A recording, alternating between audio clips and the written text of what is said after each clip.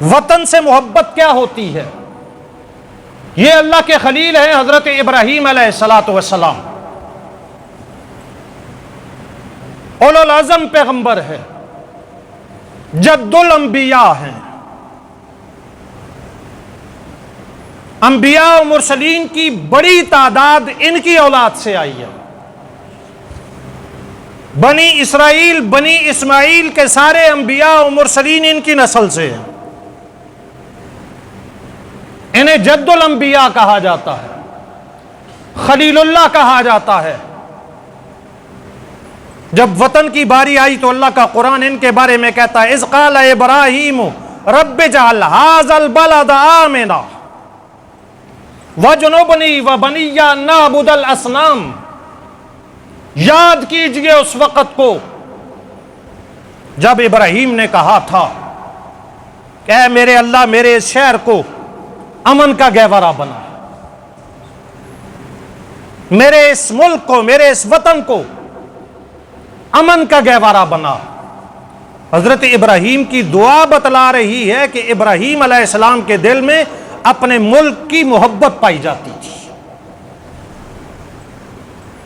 اور پھر آگے فرمایا، آگے چل کر ربی انی اسکنت من ذریتی بواد غیر ذی زرع عند بیتک المحرم۔ اے اللہ میں نے اپنی اولاد کو تیرے محترم گھر کے پڑوس میں آ کر کے بسا دیا ہے۔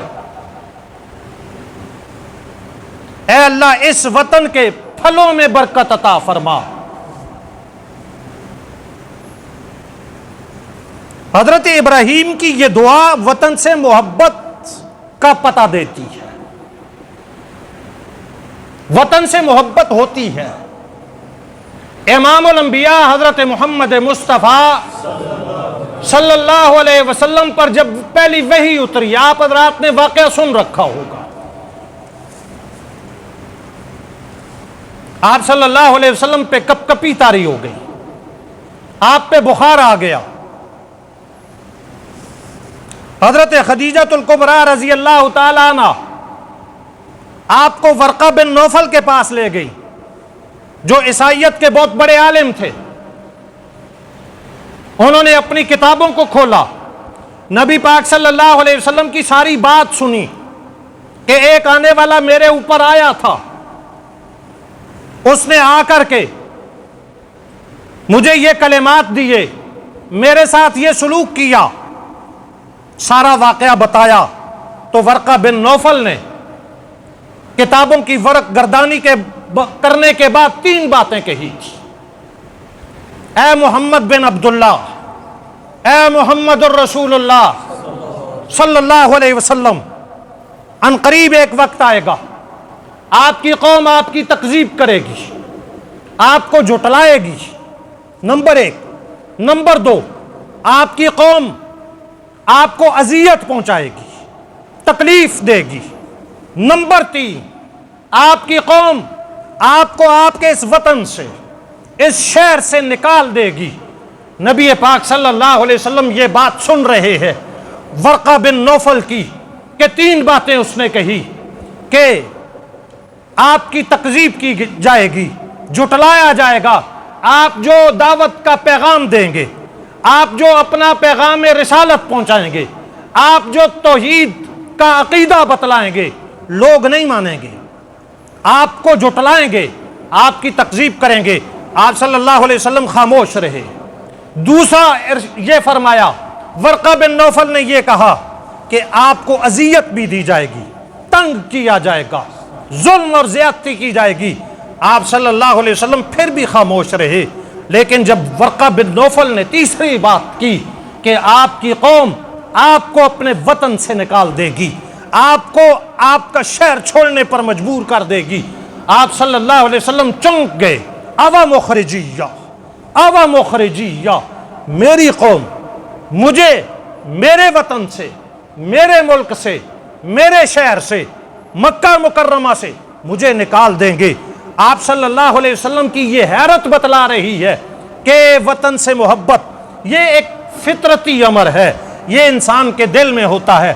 آپ صلی اللہ علیہ وسلم بھی وطن سے محبت کر رہے ہیں۔ اور پھر جب قوم نے 13 سال کے بعد آپ کو نکال دیا تھا، آپ مکہ چھوڑ رہے تھے، آپ اپنے ساتھیوں کے ساتھ مدینہ منورہ کی طرف ہجرت کر کے جا رہے تھے، مکہ مکرمہ چھوڑا جا رہا ہے، کائنات ارض و سما میں سب سے خوبصورت، سب سے پاکیزہ شہر چھوڑا جا رہا ہے، جہاں پہ بیت اللہ ہے وہ علاقہ چھوڑا جا رہا ہے، جہاں پہ زمزم ہے وہ جگہ چھوڑی جا رہی ہے۔ آپ صلی اللہ علیہ وسلم ہجرت کر کے مکہ سے نکل رہے ہیں، آپ کبھی پیچھے دیکھتے ہیں، کبھی آگے دیکھتے ہیں، آپ صلی اللہ علیہ وسلم کی زبان نبوت سے یہ جملے ارشاد ہوتے ہیں، ما طیبکی ما طیبکی من بلدن، تو کتنا پاکیزہ شہر ہے، اے مکہ تو کتنا پاکیزہ شہر ہے، تو کتنا اچھا شہر ہے۔ اور پھر چلتے چلتے آپ صلی اللہ علیہ وسلم نے ارشاد فرمایا، لولا ان قومی یخرجونی من کی، کہ اگر میری قوم مجھے تجھ سے نکالتی نہ، ہجرت پہ مجبور نہ کرتی اور مجھے مکہ چھوڑنے پہ مجبور نہ کرتی، تو پھر میں تیرے علاوہ کسی اور شہر میں، کسی اور وطن میں کبھی بھی سکونت نہ اختیار کرتا۔